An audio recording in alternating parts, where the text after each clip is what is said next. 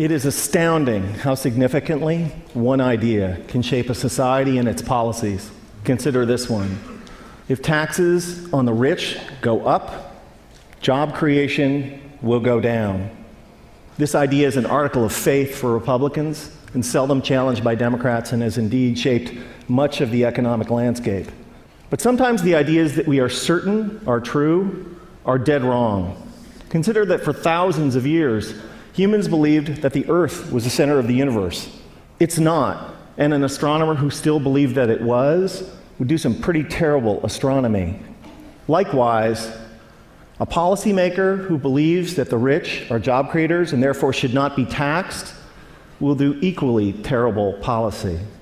I have started or helped start dozens of companies and initially hired lots of people.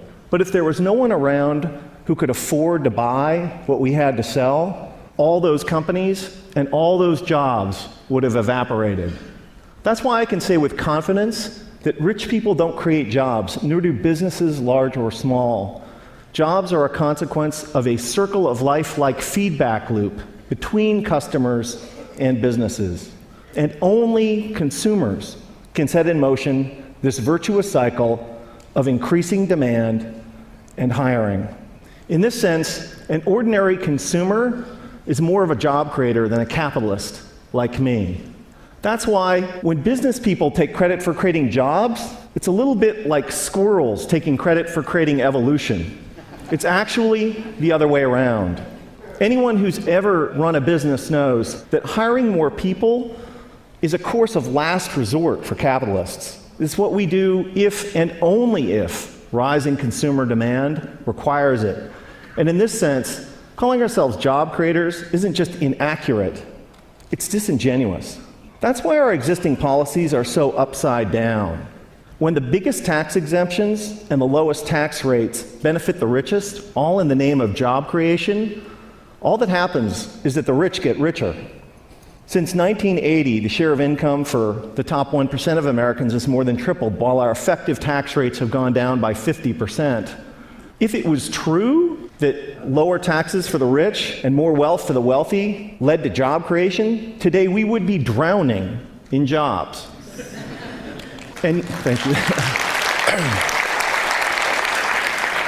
And yet, unemployment and underemployment is at record highs. Another reason that this idea is so wrong-headed is that there can never be enough super rich people to power a great economy. Somebody like me makes hundreds or thousands of times as much as the median American, but I don't buy hundreds or thousands of times as much stuff. My family owns 3 cars, not 3,000. I buy a few pairs of pants and shirts a year like most American men. Occasionally we go out to eat with friends. I can't buy enough of anything to make up for the fact that millions of unemployed and underemployed Americans can't buy any new cars, any clothes, or enjoy any meals out. Nor can I make up for the falling consumption of the vast majority of middle-class families that are barely squeaking by, buried by spiraling costs and trapped by stagnant or declining wages.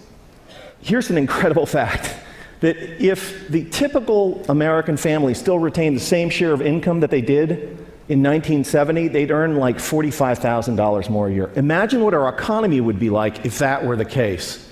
Significant privileges have come to people like me, capitalists, for being perceived as job creators at the center of the economic universe, and the language and metaphors we use to defend the current economic and social arrangements is telling.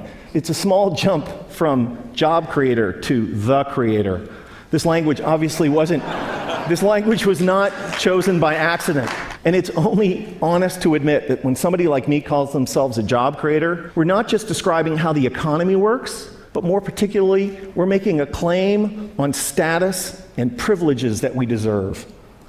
Speaking of special privileges, the extraordinary differential between the 15% tax rate that capitalists pay on carried interest, dividends, and capital gains, and the 35% top marginal rate on work that ordinary Americans pay, is kind of hard to justify without a touch of deification. We've had it backwards for the last 30 years. Rich people like me don't create jobs. Jobs are a consequence of an ecosystemic feedback loop between customers and businesses. And when the middle class thrives, businesses grow and hire, and owners profit.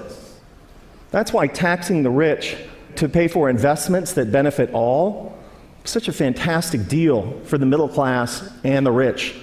So, ladies and gentlemen, here's an idea worth spreading. In a capitalist economy, the true job creators are middle-class consumers. And taxing the rich to make investments that make the middle class grow and thrive is the single shrewdest thing we can do for the middle class, for the poor, and for the rich. Thank you.